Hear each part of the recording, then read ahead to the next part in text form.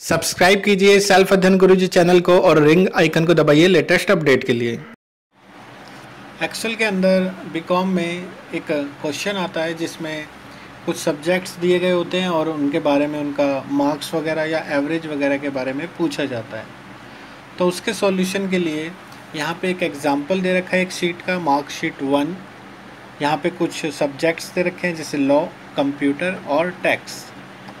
तो यहाँ पर हमें फार्मूला अप्लाई करने को कहा गया है एफ़ कॉलम के अंदर कि हमें टोटल मार्क्स निकालने हैं, जिसके लिए फार्मूले में जब स्टार्टिंग करते हैं एक्सेल में तो इक्वल सिंबल पहले अप्लाई करते हैं। उसके बाद हमारा जो वैल्यू पड़ा हुआ है वो C1 में है, तो हम यहाँ पे टाइप कर देंगे C1। रो नंबर 2 है तो C2 प्लस आपका रो नंबर 2 है D2 प्लस आपका रो नंबर E2। तो यहाँ जैसे ही हम एंटर प्रेस करेंगे तो हम देखेंगे कि यहाँ पे हमारा टोटल आ चुका है, लेकिन हमें एग्ज़ाम में ये टोटल नहीं दिखाना, फार्मूला दिखाना है।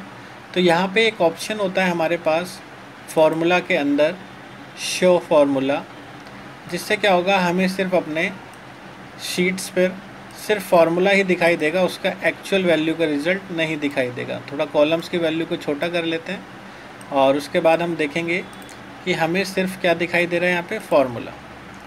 यानी कि आपको एग्ज़ाम के अंदर सिर्फ ये लिखना है और आपका ये एफ़ कॉलम के लिए फार्मूला अप्लाई हो जाएगा।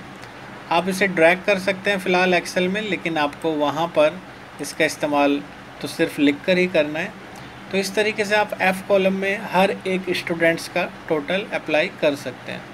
अगर आप शो फार्मूला बंद कर देंगे तो हमें यहाँ पर सिर्फ उसका फाइनल रिज़ल्ट दिखाई देगा, लेकिन अगर आप शो फार्मूला कर देते हैं तो यहाँ पर हमें दिखाई देगा उसका जो एक्चुअल फार्मूला हमने अप्लाई करा है। उसके बाद हम निकालना चाहते हैं एवरेज, तो एवरेज के लिए हम फिर से फार्मूला अप्लाई करेंगे और इस फार्मूले में हम जो हम टोटल निकाले थे C2 plus D2 plus E2, उनको हम 3 सब्जेक्ट से डिवाइड कर देंगे, बिकॉज हम एवरेज निकालने के लिए नंबर ऑफ़ जितने सब्जेक्ट्स होते हैं उसको डिवाइड कर देते हैं। तो जैसे ही हम एंटर प्रेस करेंगे तो हमारा एक्चुअल फार्मूला हो जाएगा। हम यहाँ कॉर्नर से उसको खींच देते हैं। फ़िलहाल तो यहाँ पर हमें इस तरीके से फार्मूला अप्लाई करना है एग्ज़ाम में। यहाँ पर अगर आप शो फार्मूले पे वापस क्लिक कर देते हैं तो आपका एक्चुअल वैल्यू दिखाई देगा, और अगर आप शो फार्मूला पे क्लिक कर देते हैं तो यहाँ आपका ओरिजिनल फार्मूला दिखाई देगा। तो एग्ज़ाम के अंदर हमें ये चीज़ें लिख के आना है जिससे हमारे मार्क्स उस तरीके से आएंगे जैसा पूछा गया है। यहाँ पे अगर बात करें हाईएस्ट मार्क्स के बारे में पूछा गया है, तो हाईएस्ट मार्क्स निकालने के लिए हमें कंप्यूटर सब्जेक्ट्स में से एक फार्मूला लगाना होगा जिसका नाम है मैक्स।